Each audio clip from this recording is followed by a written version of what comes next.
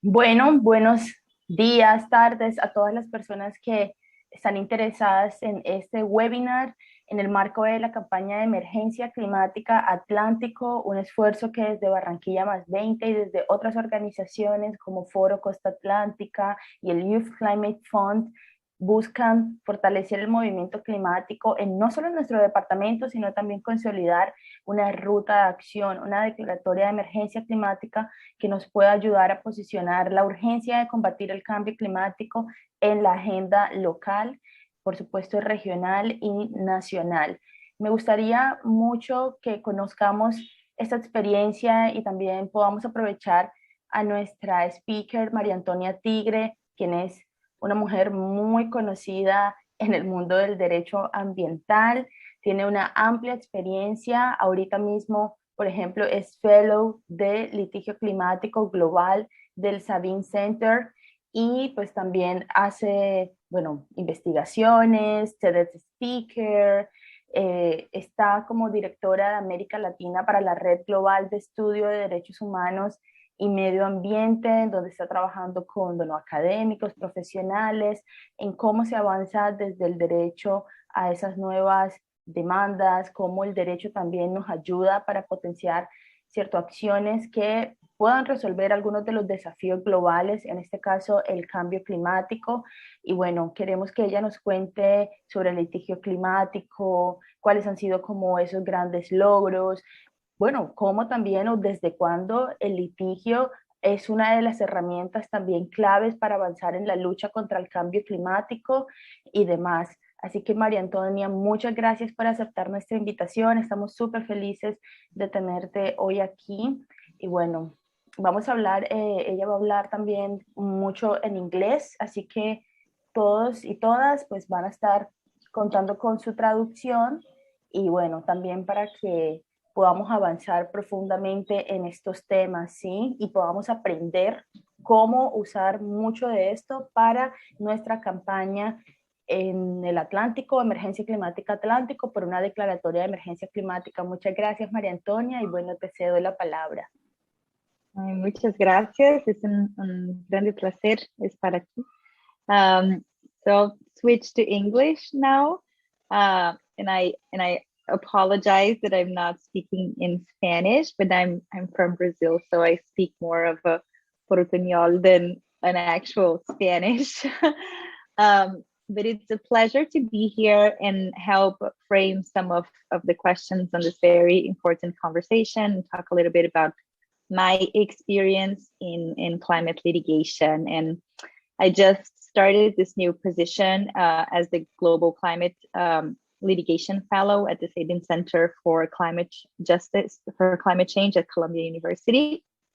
And my job now is to understand the trends in climate litigation worldwide. And as a Brazilian, a lot of the research that I have done has focused on the Amazon region and more recently on how climate litigation can contribute to the protection of the Amazon rainforest. So I wanted to talk a little bit about that and explain some of the leading cases in the region and how that can help shape new claims in the future.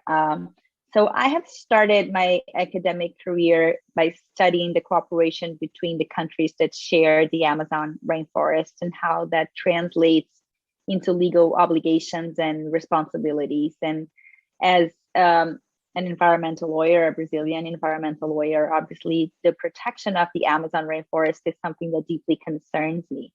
But after years of development of international and regional forest law and cooperation schemes, there's still barely any enforceable obligations on forest protection. And at the international level, we still lack an international treaty on forests, and the few laws are scattered across different multilateral environmental agreements as a consequence of the fragmented state of international environmental law. So the obligations on climate change are a bit more delineated given the international legal framework that we have. States have adopted the United Nations Framework Convention on Climate Change decades ago, and the Paris Agreement obviously seems like a game changer.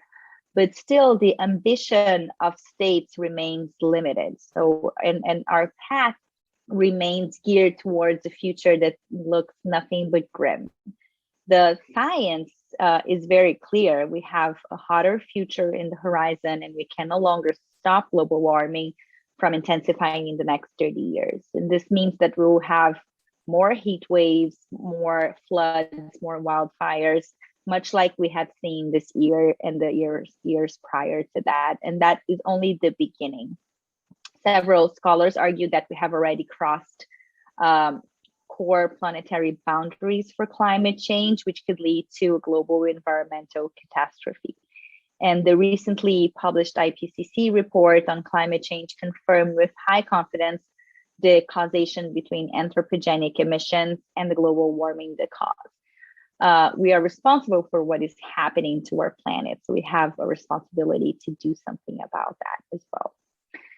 So the Amazon rainforest specifically is in a critical moment that demands coordinated action to protect this globally vital ecosystem. Amazonia absorbs about 20% of the global atmospheric carbon derived from fossil fuel burning, and as such significantly mitigates climate change. However, increasing deforestation furthers climate change's devastating effects. Land use changes and a record number of fires have made environmentalists call for enhanced regional governance. And over 2019 and 2020, the Amazon forest suffered particularly destructive and widespread fires.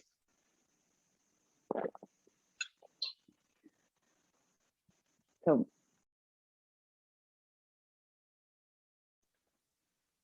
I'm sorry, I have this cold that is making my voice a little weird.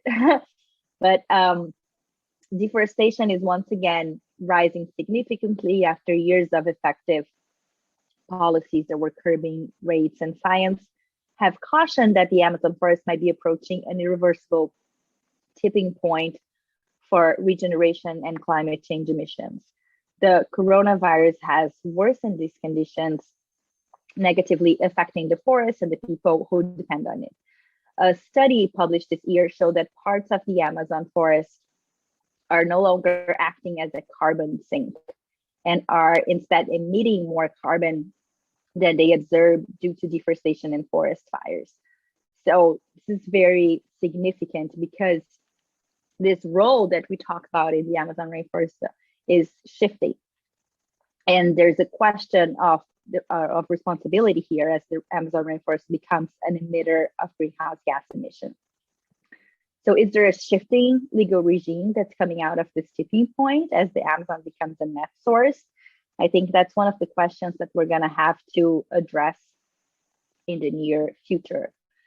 These ecological, political, and scientific indicators show that the Amazon countries must urgently coordinate efforts to combat transboundary deforestation and its resulting increase in climate change emissions.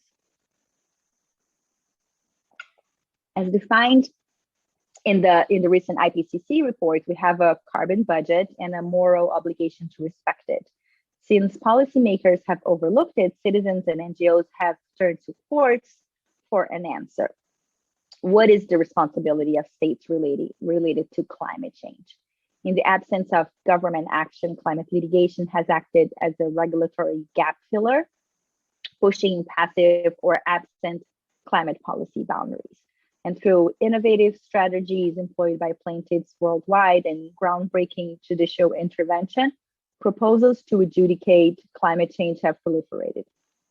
And given the uncertain future of the UN climate regime, the rationale for alternative approaches grows stronger. The IPCC reports have informed climate litigation around the world.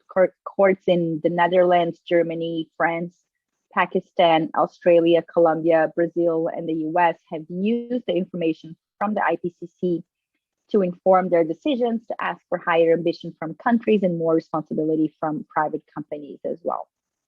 And a particular subcategory of climate-related cases has emerged over the past decades concerning violations of human rights. So this is a lot of the work that I do for the Global Network for Human Rights in the Environment relates to those rights-based climate litigation cases. Climate change undeniably affects various human rights, including the rights of health, life, housing, food and water, and the right to a healthy environment.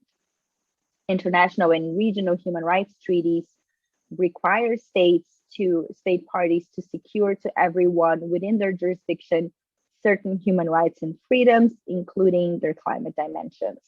And in order not to violate the positive obligation to secure human rights from the threats of climate change impacts, states must take all adequate and appropriate measures at the level of their highest possible ambition to hold temperature increases to well below 2 degrees Celsius above pre-industrial levels, and to pursue efforts to keep them to 1.5 degrees. And considering the growing importance of internationalization in climate change litigation, sooner or later, the issue of climate change and human rights will likely have to be addressed by international courts. So we see a little bit of that in the Inter-American Court of Human Rights, which has shown in the recent cases related to the right to a healthy environment that there is an open, that they're open to eventually assessing that. And while compliance with judicial decisions is uneven, adjudication plays a significant role in protecting human rights and the right to a healthy environment specifically. So some significant cases are unfolding in Latin America, a few with a particular focus on protecting Amazonia. The limited implementation of existing norms at international, regional, and national levels has prompted new options to impel Amazon protection, including proceedings before domestic and international courts. And these are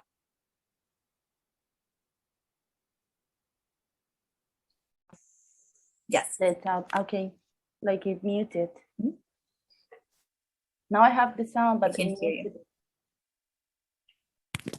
Can you hear me? Yes. No, that is muted a little bit, but now it's fine. Okay. Now it's working? Okay. Yeah. I think it was my, I don't know, for some reason. All right.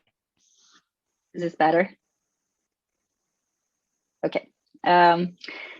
So these cases often relate to arguments of intergenerational equity, showing the role of protecting the Amazon rainforest for future generations. And I want to mention some of those cases here, as I think at the global level, so in the global north, where unfortunately a lot of those discussions unfold, there has been really an underrepresentation of these cases in legal scholarship. So I've been in this efforts to actually talk about those cases and write about those cases, so there's more knowledge about them in the global north as well as in the global south. So obviously, I'll start with the 2018 Colombian case, Future Generations, the Ministry of Environment and others, which is one of the famous one of sorts, because it really represents the first lawsuit on climate change and future generations in Latin America. So through a constitutional tutela action brought by 25 youth plaintiffs against the government and several corporations, the plaintiffs asserted a human rights violation resulting from the government's failure to comply with its international commitment to ensure net zero Amazon deforestation by 2020. The Colombian Supreme Court recognized a substantial link between fundamental rights, such as the right to life, health, human dignity, and the environment. And the court explicitly noted Amazonia as a vital ecosystem of global dimensions and found that the failure to curb deforestation violated human rights and international climate commitments, such as the Paris Agreement. And the court further declared that Colombia's Amazon basin has rights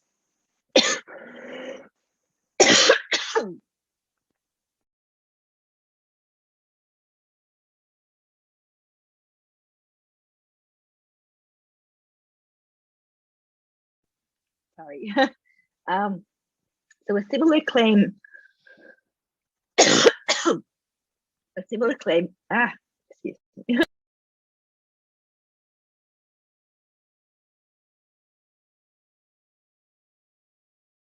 This horrible cold. So a similar claim was brought in Peru. In the 2018 Alvarez et al. V. Peru, youth plaintiffs argued that the constitutional rights to an adequate and balanced environment is crucial for enjoying other fundamental rights, such as the right to life, health, and human dignity.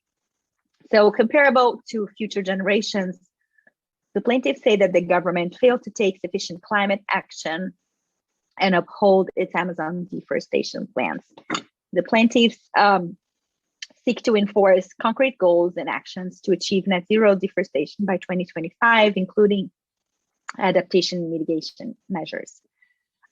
Similarly, Alvarez seeks the court's recognition of the Peruvian Amazon as a rights-bearing entity. And if successful, Alvarez could join future generations in crystallizing intergenerational equity and the protection of Amazonia as viable grounds for climate lawsuits in Latin America. Future generations open the door to youth climate lawsuits by substantially expanding constitutional provisions to future generations, including creating an intergenerational pact to reduce deforestation and greenhouse gas emissions.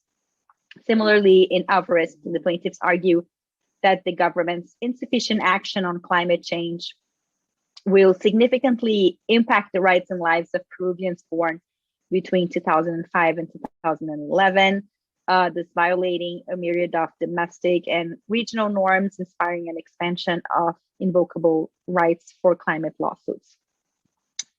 In April 2021, 6 young climate activists filed a suit alleging that the government of Brazil, by using a carbon trick maneuver in its updated nationally determined contributions to the Paris Agreement, violated obligations under the Paris Agreement and Brazilian law.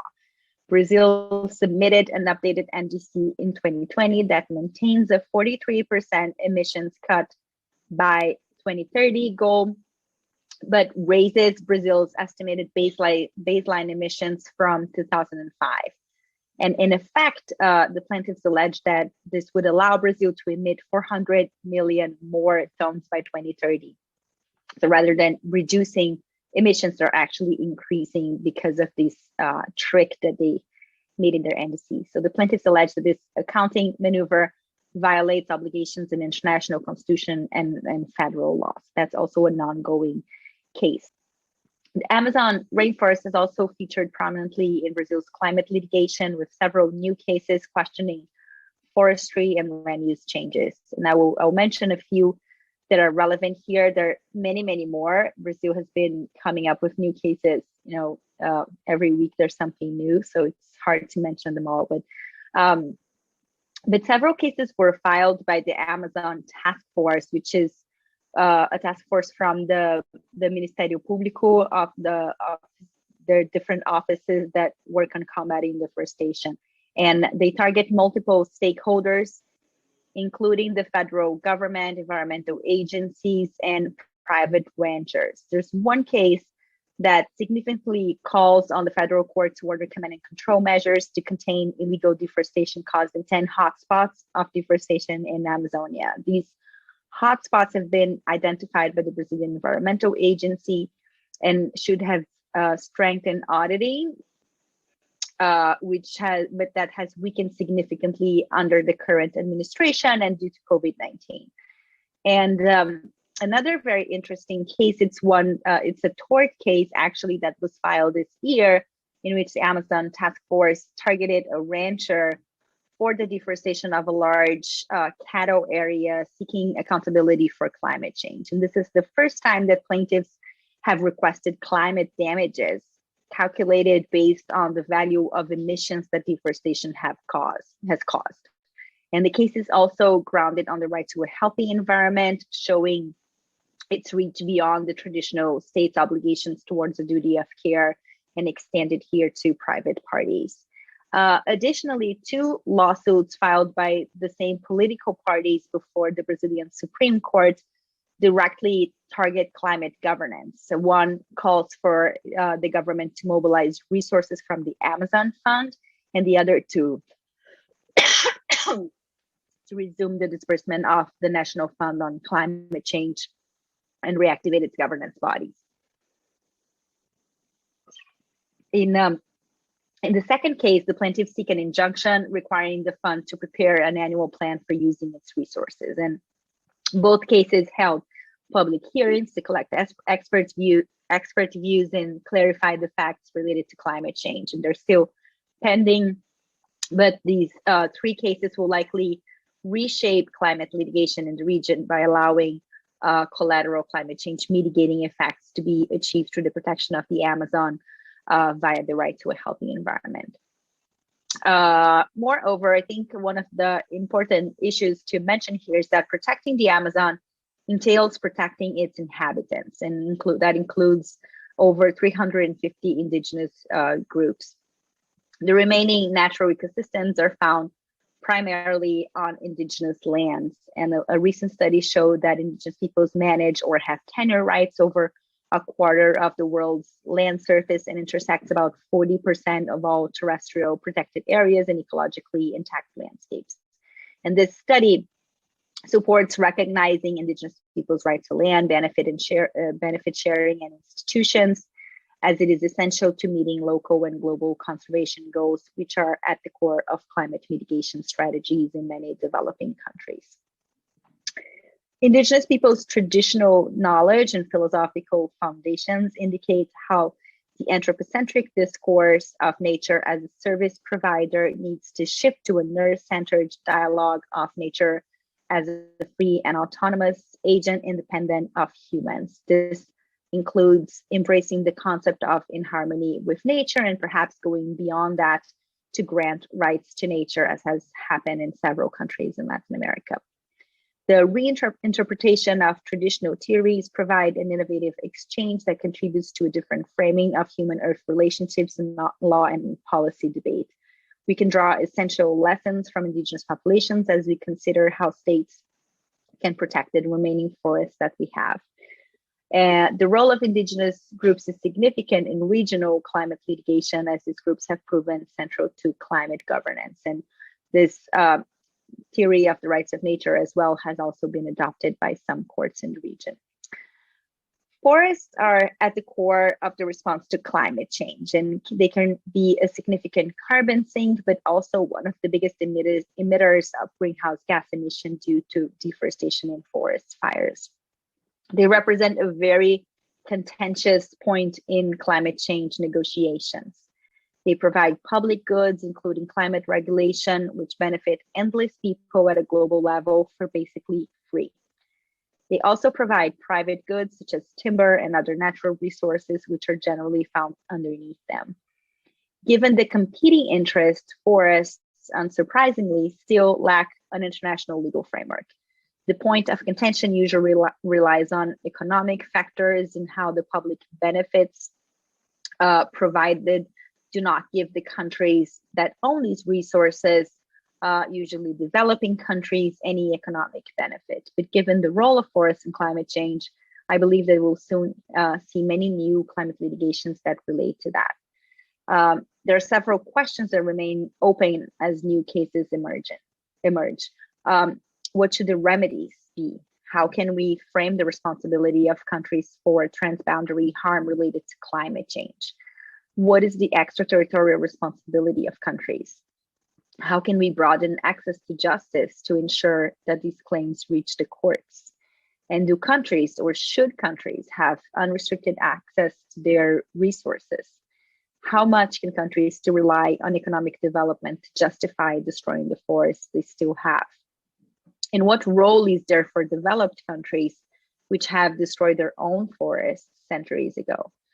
I hope that more cases are brought to courts in Latin America to answer these questions, pushing countries in the region to do more for present and future generations. And I think we'll see a lot more of that very soon. That's it. Thank you. Thank you so much, Maria Antonia, for providing us like this global picture of climate litigation, the importance of forests in the climate system. We're so excited to hear about all of these cases in Latin America. And I want to ask you something. What will be your advice for environmental and climate movements and groups that want to use climate litigation to advance in their campaigns? I think we can learn a lot from the cases that we have observed in other countries and in other regions. It's a little different, the cases that are coming out of the global north and from the global south, because I think one of the big issues that we have in the global south is that many countries already have a very strong climate framework in terms of the laws. So the problem is usually one of enforcement. So using those other cases as examples, we can see how civil society organizations and citizens can actually push governments and companies to observe the laws that are already in place usually and enforce them through the courts. So a lot of it is based on the constitutional right to a healthy environment, which Latin America is very progressive in that a lot of the countries have that right, which is not as common in other parts of the world. So there's definitely, I think, where to start. Thank you.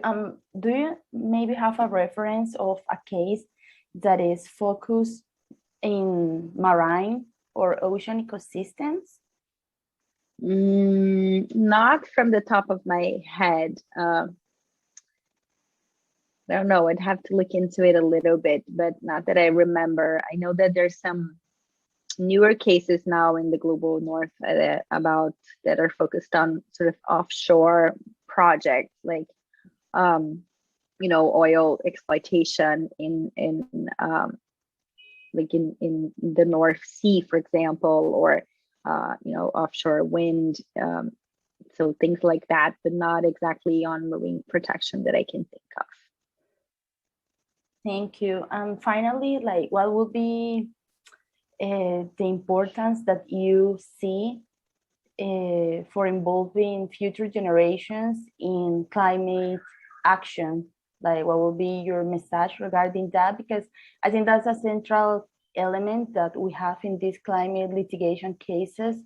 So we have gained this importance at the global level to advocate for intergenerational equity, future generations. Can you, I don't know, tell us more about that and what you think? Yeah, absolutely. I think, the youth has a very essential role to play here, and they have been playing that role. I think the discourse has changed a lot as young people are coming out and saying, hey, this is not the country that we want in our future, and we have many years to live. We're gonna and we want a country that protects the environment and that is not flooded or burned, that we can have something for ourselves and for our children. So I think that has changed a lot how the dialogue goes and has shifted sort of the responsibility for that and the duties that we have to protect it. And they have obviously been responsible for several very important cases that are appearing throughout the world. So I would just say keep doing what you're doing and pushing us to do better. Thank you. Thank you also for encouraging us. We're inspired to maybe learn from all of this. I don't know let's see what we get from here from Colombia. Thank you so much for your time and your contributions to our campaign. And yeah, we look to meet again for a new webinar or a new mission to save the Amazon, save nature, to drive climate action. Absolutely. Thank you very much for this invitation. I hope my Spanish is better for next time. But I'm very happy to have contributed to this, and wish all the luck in this incredible project that you're leading. Thanks to you, Maria. We're very honored to have you. Thank you. Thank you very much. The pleasure was all mine.